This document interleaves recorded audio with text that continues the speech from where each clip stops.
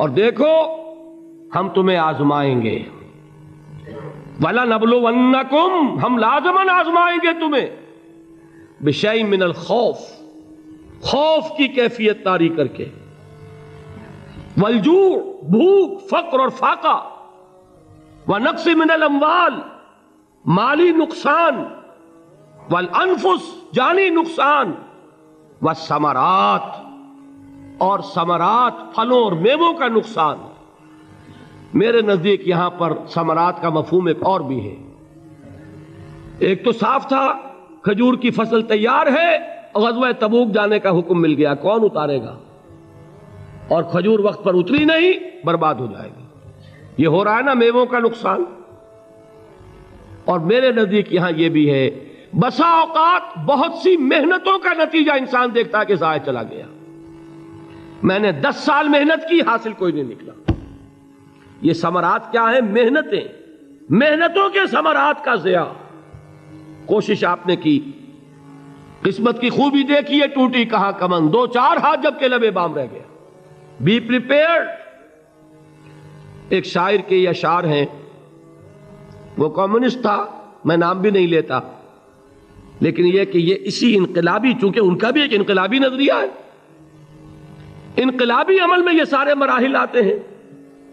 کوئی set back آیا، فرض کیجئے کوئی ناکامی ہو گئی، تو اپنے ساتھیوں کو دل بندھانے کے لیے یہ فصل امیدوں کی ہمدم اس بار بھی غارت جائے گی، سب محنت صبحوں شاموں کی اب کے بھی اکارت جائے گی۔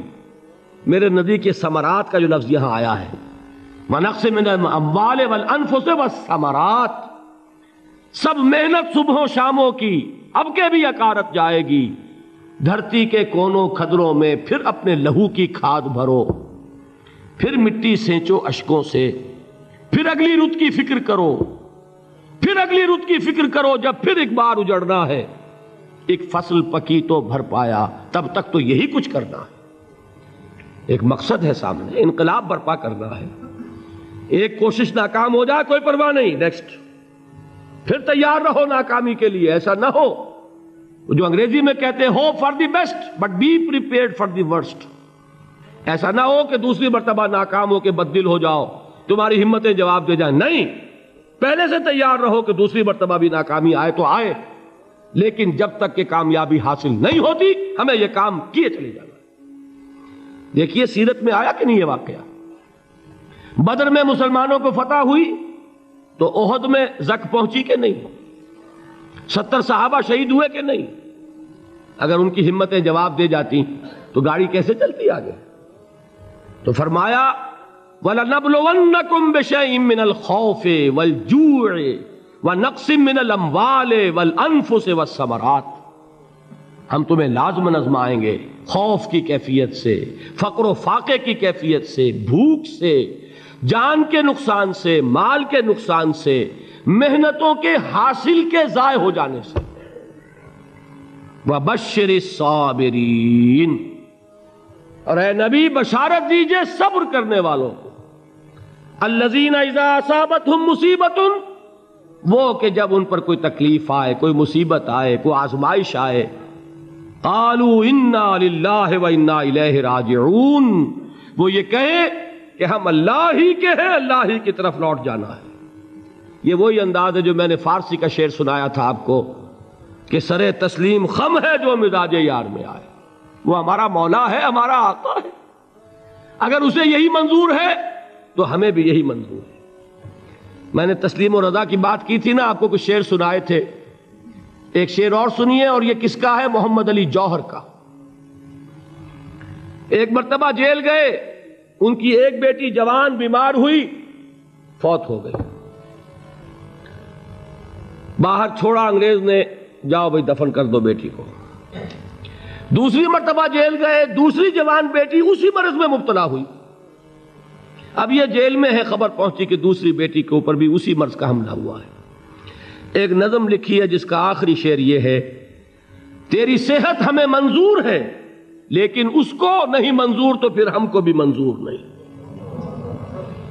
یہ ہے، جب تک یہ کیفیت نہ ہو اس میدان میں آدمی ثابت قدم نہیں رہ سکتا۔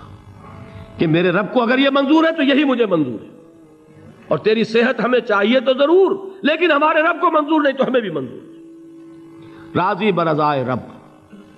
وبشر الصابرین الذین اذا اصابتهم مصیبۃ قالوا انا للہ وانا الیہ راجعون۔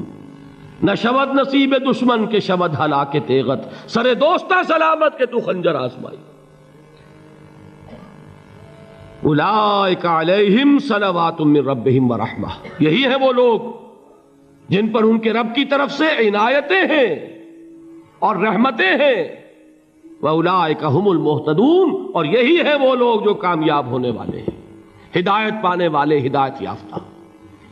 اسی سورہ بقرہ میں ذرا آگے چل کر، یہ تو ہے 20واں رکوع، 19واں رکوع، 21ویں رکوع کی پہلی آیت ہے لَيْسَ الْبِرَّ أَن تُوَلُّوا وُجُوهَكُمْ قِبَلَ الْمَشْرِقِ وَالْمَغْرِبِ وَلَٰكِنَّ الْبِرَّ مَنْ آمَنَ بِاللَّهِ وَالْيَوْمِ الْآخِرِ وَالْمَلَائِكَةِ وَالْكِتَابِ وَالنَّبِيِّينَ وَآتَى الْمَالَ عَلَىٰ حُبِّهِ ذَوِي الْقُرْبَىٰ وَالْيَتَامَىٰ وَالْمَسَاكِينَ وَابْنَ السَّبِيلِ وَالسَّائِلِينَ وَفِي الرِّقَابِ وَأَقَامَ الصَّلَاةَ وَآتَى الزَّكَاةَ وَالْمُوفُونَ بِعَهْدِهِمْ إِذَا عَاهَدُوا وَالصَّابِرِينَ فِي الْبَأْسَاءِ وَالضَّرَّاءِ وَحِينَ الْبَأْسِ۔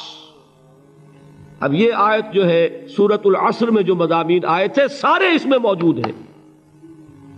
وہاں ایمان کا لفظ آیا، یہاں 5 ایمانیات کی تفصیل آ گئی، اعمال کی تفصیل آئی، اور آخری بات وہاں کیا ہے وَتَوَاصَوْا بِالصَّبْرِ، اور یہاں کیا ہے وَالصَّابِرِينَ فِي الْبَأْسَاءِ وَالضَّرَّاءِ وَحِينَ الْبَأْسِ، اور صبر کرنے والے، اصل نیکی ان کی ہے جو صبر کریں، کس میں؟ جنگ کے وقت، ذرائے، بأسائے، بأسا کہتے ہیں فقر اور فاقہ، واحد آئے گا باس تو اس کے معنی جنگ، اور بأسا جمع میں آئے گا تو فاقہ، فقر، بھوک، اور ذرائے جسمانی تکلیف، ضرر، جسمانی تکلیفوں میں صبر کرنے والے، فقر اور فاقے میں صبر کرنے والے، اور جنگ کے وقت صبر کرنے والے۔ اولئک الذین صدقوا واولئک هم المتقون، یہ ہیں وہ لوگ جو صبر کرنے والے ہیں، یہ ہیں جو سچے ہیں، جو اپنے دعوے میں نیکی کے اور ایمان کے صادق ہیں، اور یہی وہ لوگ ہیں جو متقی ہیں۔ اگلی صورت ہے سورہ آل عمران، اس میں 2 لفظ آئے ہیں، آخری آیت یا ایھا الذین آمنوا اصبروا وصابروا ورابطوا واتقوا اللہ لعلکم تفلحون۔ دیکھیے یہاں صبر اور صابر، جو تعلق جوہد اور جہاد کا ہے وہی ہے صبر اور مصابرت۔ صبر ایک طرفہ عمل ہے، آپ جھیل رہے ہیں، برداشت کر رہے ہیں، صبر علی المعصیہ، صبر علی الطاعہ، صبر علی الابتلاء، یہ سب کیا ہے؟ صبر۔ اور مصابرت کیا ہے؟ صبر کا صبر سے مقابلہ۔ یہ سورہ آل عمران، اب وقت نہیں ہے میں آپ کو سناتا اللہ تعالیٰ نے کیسے کیسے مسلمانوں سے کہا، مسلمانوں تمہیں زک پہنچی ہے تو انہیں بھی تو پہنچی تھی، ان کے 70 نہیں مارے گئے تھے بدر میں، ان کے حوصلے جو ہیں وہ تو پست نہیں ہوئے، وہ اگلے سال آ گئے تم پر چڑھائی کر کے، تم کیوں اتنا برا مان رہے ہو؟ تمہارے دل اتنے زخمی کیوں ہو گئے؟ تمہیں تکلیف پہنچتی ہے تو انہیں بھی پہنچتی ہے۔ اپنی غیرت جو ہے ہمیں ذرا اس کا جائزہ لینا چاہیے۔ لوگ باطل نظریات کے لیے کتنی قربانیاں دے رہے ہیں، لوگ باطل چیزوں کے فروغ کے لیے کتنی محنتیں کر رہے ہیں۔ جیسا کہ میں نے ابھی کہا تھا، اسی غیرت کو چیلنج کرنے کے لیے، ذرا آپ کی حمیت دینی کو جوش دلانے کے لیے، قادیانی نوجوان کتنی تعداد میں اپنے آپ کو دین کے لیے وقف کرتا ہے، اور آپ کتنے نوجوان ہیں جو اپنے آپ کو دین کے لیے وقف کر دیں، اور ہوں وہ کھاتے پیتے گھرانوں کے لوگ۔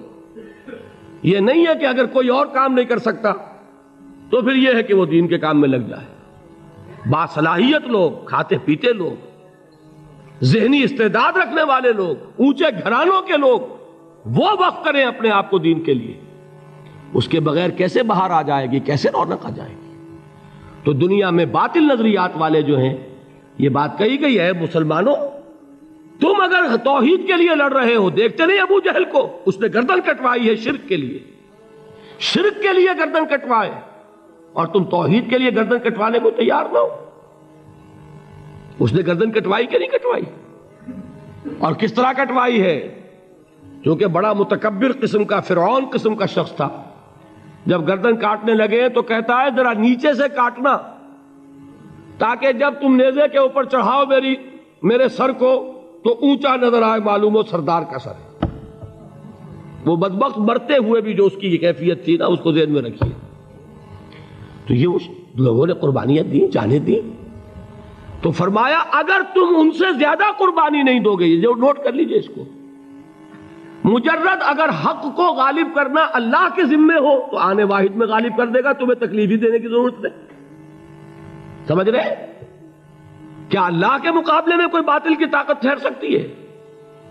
یہ تمہارے ایمان کا امتحان ہے، یہ تمہارے خلوص کی آزمائش ہے، یہ تمہارے امتحان کا ثبوت درکار ہے کہ اللہ تعالیٰ دیکھنا چاہتا ہے تم اس کے لیے اپنی جانیں قربان کرنے کو تیار ہو کہ نہیں، تم اس کے لیے تن من دھن لگانے کو تیار ہو کہ نہیں. اور یہ جان لو کہ اگر کفار اور مشرکین اور ملحدین اور باطل نظریات والے وہ جو کچھ قربانیاں اپنے باطل نظریات کے لیے دے رہے ہیں، ان سے زیادہ اگر تم نہیں دو گے تو حق غالب نہیں ہوگا. انہوں نے جو صبر کیا ہے اپنے باطل نظریات پر، اگر تم اس سے زیادہ صبر کا ثبوت نہیں دو گے اپنے اس حق پر تو حق غالب نہیں ہوگا. اس لیے فرمایا یا ایھا الذین آمنوا اصبروا وصابروا. نہ صرف یہ کہ صبر کرو، بلکہ صبر میں اپنے دشمنوں سے آگے نکلو، ان کے صبر سے بڑھ کر صبر کرو. وَرَابِطُوا، مرابطہ کہتے ہیں چوکس رہنا، ہوشیار، پہرا دو. ایسا نہ ہو کہ دشمن جو ہے غفلت میں تمہارے اوپر کوئی حملہ جو ہے کر بیٹھے. وَاتَّقُوا اللَّهَ، اور اللہ کا تقوی اختیار کرو، لعلکم تفلحون، تاکہ تم فلاح پاؤ.